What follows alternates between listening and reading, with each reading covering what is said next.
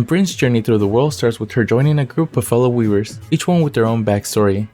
The writing at times feels a bit too modern for a fantastic setting, with characters that often engage in conversations that feel out of place in a world defined by magic and conflict, and the modern psychology dialogue feels jarring against the otherwise fantastical backdrop. But despite these drawbacks, the world itself offers a solid foundation for exploration. And as Bryn, you'll journey deeper into the Enclave, where mystery gradually unfolds, and some of the characters begin to show more depth. But the game's narrative never quite hits the level of emotional renaissance we'd expect from such a rich setting. Now, diving into the gameplay itself, the game structure is built around a loop of exploration, gathering, and combat. So you'll venture out into daily forays into the Enclave, completing various quests, solving environmental puzzles, and battling ferocious monsters. And what's the goal of this? Well, to gather materials, upgrade your gear, and unlock new areas through a system of loot gates, which are essentially fast travel points you'll unlock as you progress. But its biggest draw in terms of mechanics comes in the form of the game's elemental magic system, which is truly groundbreaking. In this game, magic isn't just a means of attack.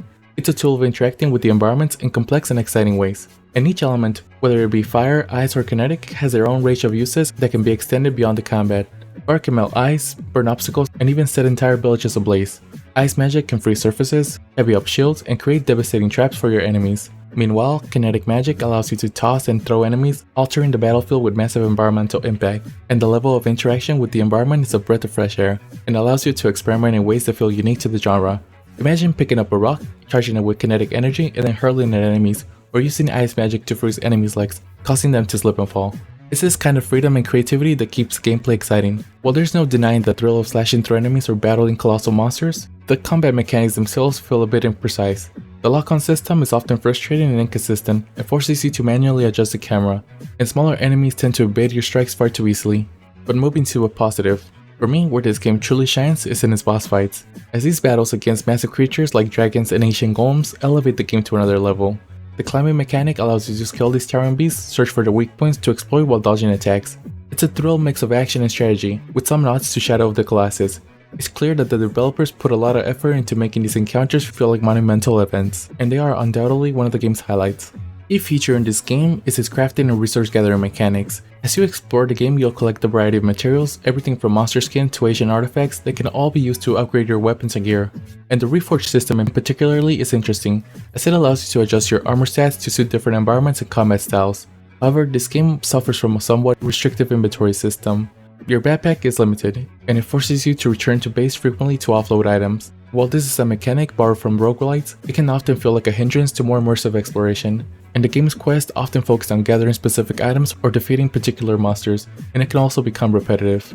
And when it comes to its visuals, this is a vibrant and colorful game. Its world is filled with lush landscapes, neon-lit villages, and whimsical designs that make its visual appealing at first glance. However, there's a slight issue in the game's art direction, as it often feels like the environments are overly bright and generic, and ever so often there are some texture pop-ins. For me, Eternal Strands is an interesting game. It offers an expansive world filled with freedom and creativity, especially through its physics-based magic system and massive boss battles.